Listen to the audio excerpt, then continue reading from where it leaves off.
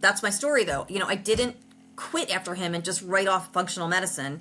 And I certainly didn't quit after I had the thyroid storm. I still knew that I had Hashimoto's and I still had to do something about it because it was just going to continue to get worse.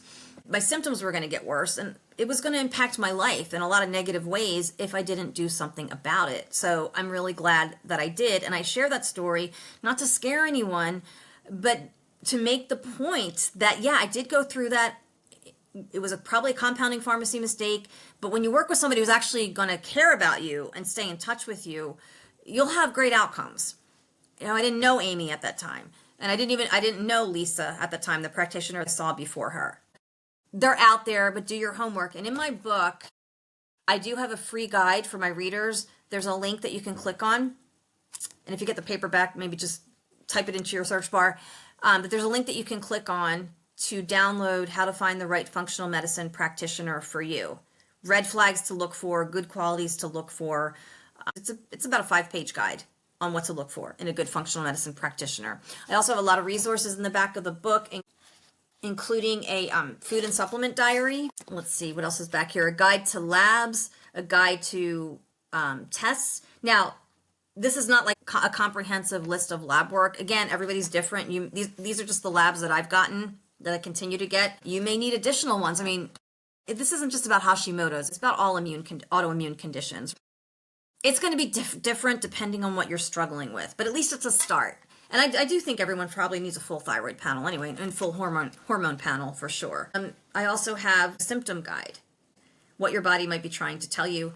Again, there's disclaimers all over my book. Even for this guide, it's for informational purposes only and is not a substitute for professional medical advice, diagnosis, or treatment. Always consult a qualified healthcare provider. I have a list of recommended podcasts here at the end. Podcasts are just, it's amazing that we have these resources now. Back in 1999, the internet was not as advanced as it is today. I got a paperback book, which I still love paperbacks to this day, but I didn't have these podcasts to listen to support me in low carb or support me in my Hashimoto's journey. So take advantage of these. I mean, they're wonderful. There's no cost to you. Of course, the Thyroid Fixer podcast with Dr. Amy Horniman is at the top. Metabolic Freedom with Ben Azadi. And I'm so grateful to Ben for writing an editorial review of my book, along with Dr. Claire Stagg, who is my biological dentist. And I have to give Ben credit for that because I searched for a biological dentist after I listened to an episode of his show. It's now called Metabolic Freedom. It might have still been Keto Camp at the time of the interview that I heard, but he interviewed a biological dentist, and that was another fascinating discovery. And I guess I kind of consider it like functional medicine, but for your oral health. And Dr. Claire Stagg, she's amazing. I talk about her there. And Amoroso, who is a myofunctional therapist. I went through myofunctional therapy. I had a frenectomy, which is a tongue tie release. It really improved my sleep and just overall quality of life and supported all of the other things that I do. And I thank Joanne also. I'm hoping to get both of them for an interview, or actually all of them. Then all of them would be awesome. I would love to get Dr. Stagg and Joanne maybe together to talk about how their services complement each other and talk about my experience.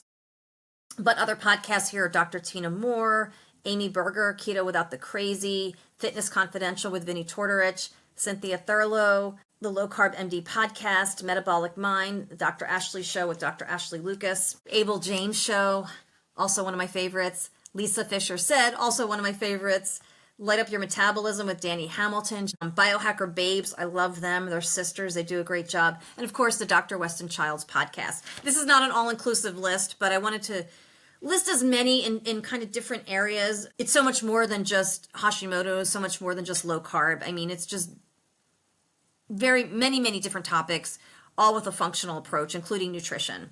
So highly recommend those podcasts. Take advantage of it. I have references here where you can visit people at their website. And also at the end of each chapter, little exercises here for you to do, little calls to action. Whether it's a journal prompt, action step, a reminder. I really tried to make the book practical and useful, as practical and as useful as I could.